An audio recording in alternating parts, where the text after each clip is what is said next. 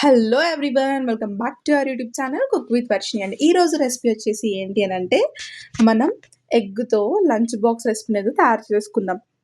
Okay, and let's go. ముందుగా అయితే కడాయి అయితే పెట్టేసుకున్నాను అనమాట. దాంట్లోకి ఆయిల్ అయితే యాడ్ చేసుకొని కొంచెం హీట్ ఎక్కాక మనం ఒక 1 ఎగ్ తీసేసుకొని పగలు కొట్టేసుకొని అయితే వేసుకున్నాను.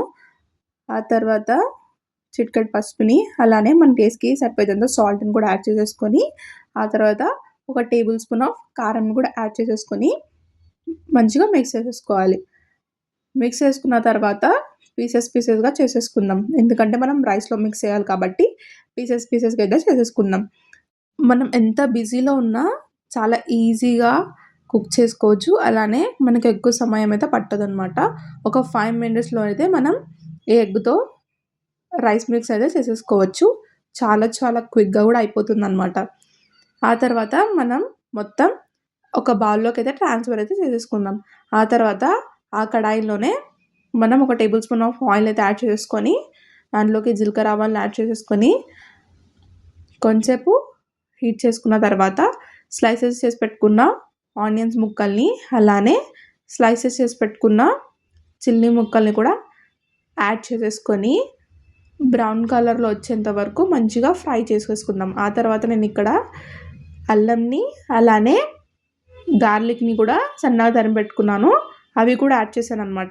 ఇక్కడ నేను అల్లంని, అలానే గార్లిక్ని పేస్ట్ అయితే వేయడం లేదు.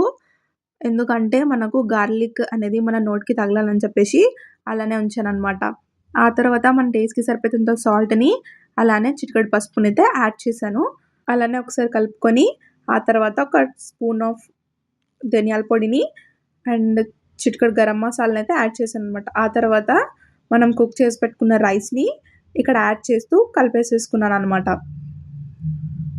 కలుపుకున్న తర్వాత మనం ఆల్రెడీ ఎగ్ని అయితే ఫ్రై చేసుకున్నాం కదా, ఆ ఎగ్ ఫ్రైస్ని కూడా మొత్తం యాడ్ చేసేసుకొని మంచిగా రైస్లోకి అయితే కలిపేసేసుకుందాం.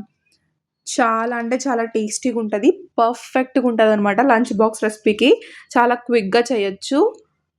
అండ్ ఆ తర్వాత మనం సర్వింగ్ ప్లేట్ తీసేసుకొని సర్వ్ అయితే చేసేసుకుందాం. చాలా అంటే చాలా ఈజీ రెసిపీ అండి, మీరు కంపల్సరీ ట్రై చేయండి. ఇక్కడ చూడండి, నేను ఎటువంటి సాస్ని అండ్ ఎటువంటి ఎక్స్ట్రా మసాలాలను అయితే యాడ్ చేయలేదు. మన ఇంటిలో ఉన్న వాటితోనే నేను పర్ఫెక్ట్గా అండ్ చాలా టేస్టీగా వచ్చేలా యాడ్ చేశాను అనమాట. మీరు కూడా కంపల్సరీ ట్రై చేయండి. చాలా అంటే చాలా ఈజీ రెసిపీ అండ్ చాలా ఇష్టంగా తింటారు. మీకు ఈ వీడియో నచ్చింది అనుకుంటున్నాను. మీకు ఈ వీడియో నచ్చినట్టయితే please do like, share, subscribe our YouTube channel cook with Varshini. Next ఏ రెసిపీ కావాలో కామెంట్ చేయండి. Thank you so much guys for watching this video. Thank you everyone. Bye guys.